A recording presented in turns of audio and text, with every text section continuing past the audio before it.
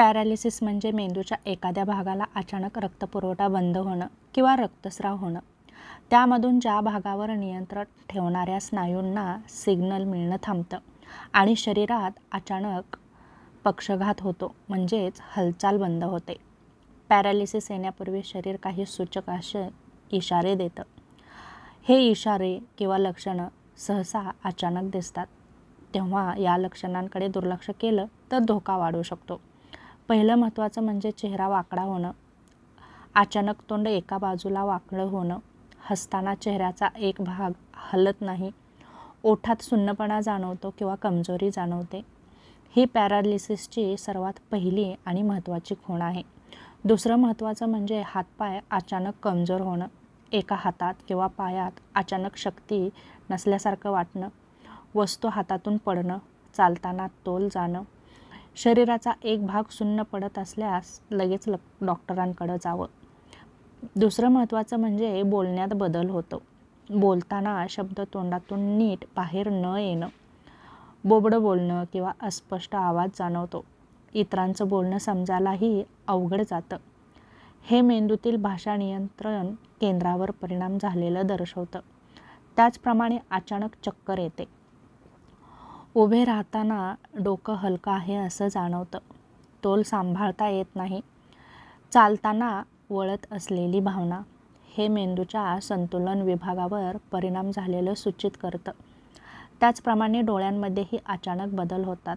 जसं की एका किंवा दोन्हीही डोळ्यात धुसर दिसायला लागतं. दृष्टी दुप्पट दिसणे किंवा पूर्णपणे अंधुकपणाही जाणवतो आणि त्याचा दृष्टीवरती परिणाम होतो. त्याचप्रमाणे तीव्र आणि अचानक डोकेदुखी जाणवते. आयुष्यभर झालेल्या कुठल्याही डोकेदुखीपेक्षा अचानक आणि तीव्र अशी डोकेदुखी जाणवते. त्याचप्रमाणे उलटी, चक्कर येते, असह्य अशा वेदना होतात. ही खूण म्हणजे विशेष मेंदूमध्ये रक्तस्राव सुरू असल्याचे संकेत देते. दुसरं महत्त्वाचं म्हणजे भ्रम. अचानक गोंधळल्यासारखं वाटणं, स्वतःचं नाव, जागा किंवा वेळ लक्षात न येणं, योग्य निर्णय घ्यायला कठीण जाणं, सुन्नपणा जाणवणं, त्वचेवर कुठेही संवेदना होत नाही. त्याचप्रमाणे अंग जड वाटतं. ही लक्षणं ओळखण्यासाठी काही टेस्ट केल्या जातात आणि ह्या टेस्ट करणं खूप गरजेचं आहे आणि रुग्णाला पटकन हॉस्पिटलमध्ये नेणंही गरजेचं आहे. घरच्या घरी तुम्ही काय करू शकता, तर व्यक्तीला तुम्ही हसायला सांगू शकता आणि चेहरा वाकतोय का हे पाहू शकता. दोन्ही हात वर उचलायला सांगा. एक हात खाली घसरतोय का हे पहा. एखादं वाक्य त्यांना बोलायला सांगा.